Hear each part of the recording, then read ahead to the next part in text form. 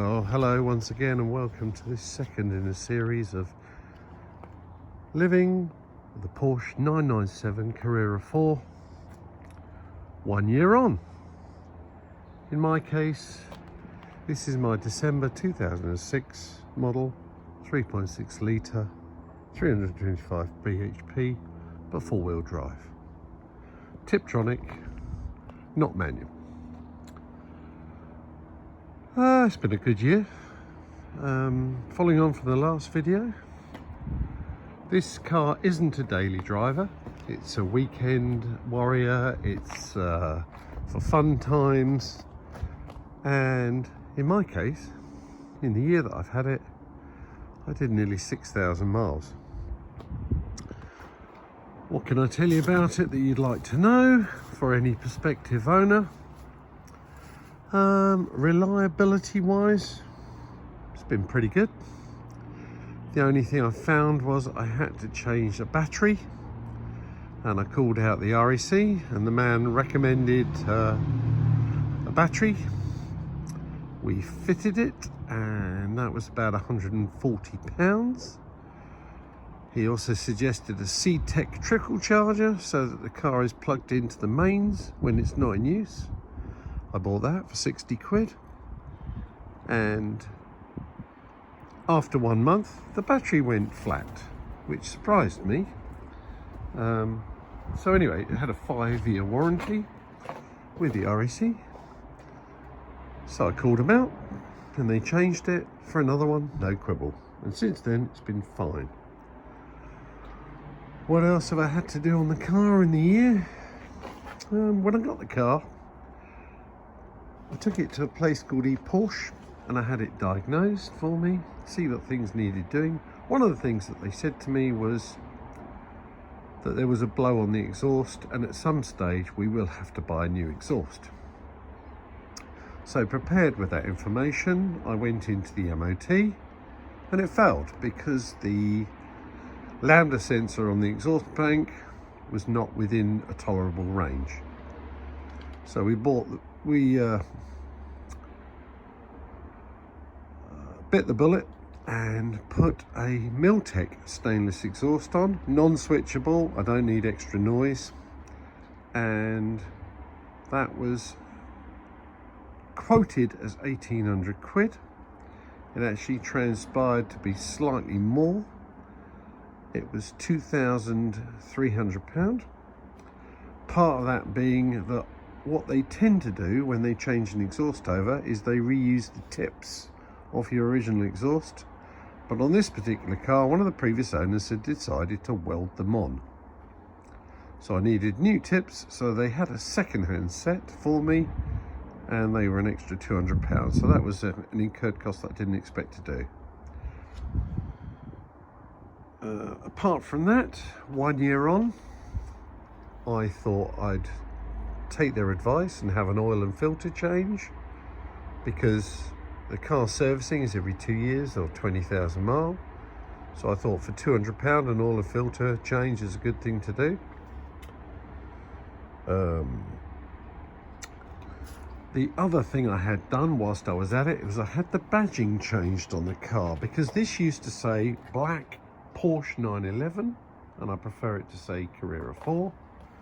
And if you also look on the side of the car, I had it repeated on the side of the doors low down, just for my own personal preference. The most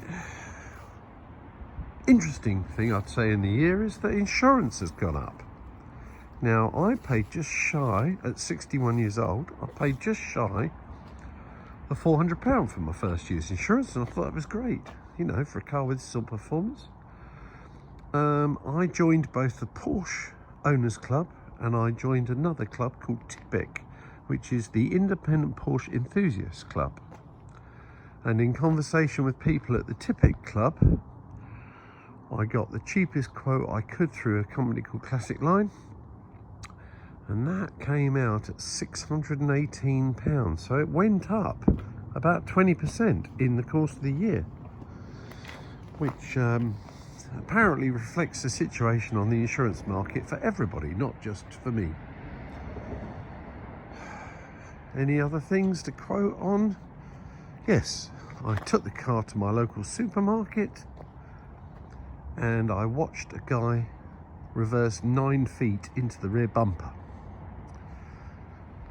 And because he drove off, you know, without leaving his details or anything like that, I went through the insurance to get him done for it, because I thought it's hypocritical.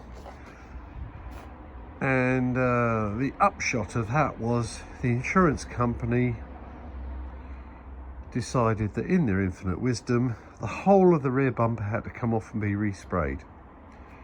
Now that in itself is not an issue, other than the fact that there is slight colour mismatch now between the bumper and the rest of the paint, where the paintwork over the years has faded slightly. It will normalise, but it just annoyed me because it was such a small dent. It could have been locally filled, it could have been locally sprayed, but the paint shop concerned seemed to think they knew best and didn't want to listen to the customer. The only other thing I would say about ownership, I've loved it. I've been to quite a few events. I've been to a few Porsche Owners Club meets and, you know, meetups and stuff like that. But my one grumble with the Porsche Owners Club is the cost of being a member. £60 a year gets you a bi-monthly magazine. This magazine is nothing more than a glossy sales brochure. It talks about the latest cars and it goes into the racing series. There's nothing for an enthusiast of older vehicles who wants to get involved with, you know, say, hello, this is my car, this is how many miles it's done, these are the sort of things I've done with it, these are the places I've been to. In comparison, TIPEC, the Independent Porsche Owners Club, you pay £60 for 2 years of membership. You get a magazine on the same frequency. You go to localised meets. They meet monthly in a pub. I don't go every month. I go when I feel like it. But the great thing with it is, it's half the price. So 60 quid buys you 2 years worth of membership. And they're more down-to-earth people. I found the chairman of the club was an estate agent.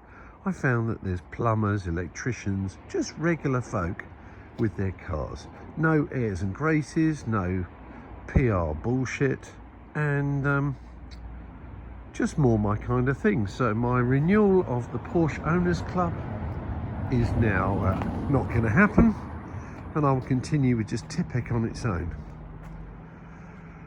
In terms of valuation of the car, I think it's gone up in price in the year, but I can't verify that. The dealer gave me a good quotation on what it would have been on his forecourt when I took it to him the first time, which was more than I paid for it, so that was great. But apart from that, it's just a regular car. It just does everything I want it to do. I've got to say that driving it, the ownership experience is better than I thought it would be. You know, but if you're in the market for a Porsche and you want a 997 and you can find what you want, I particularly wanted a four-wheel drive, I particularly wanted cobalt blue. You know, the average price is probably between 25 and 35,000, depending on mileage and stuff like that. But don't be put off by higher mileage cars, because if they're serviced regularly, they're fine. And these things are bulletproof reliability-wise, so it's great. Apart from that, that's my year report. Please leave feedback if you want to know any more, or contact me directly. And good luck with your hunting, and don't be put off. They're lovely cars.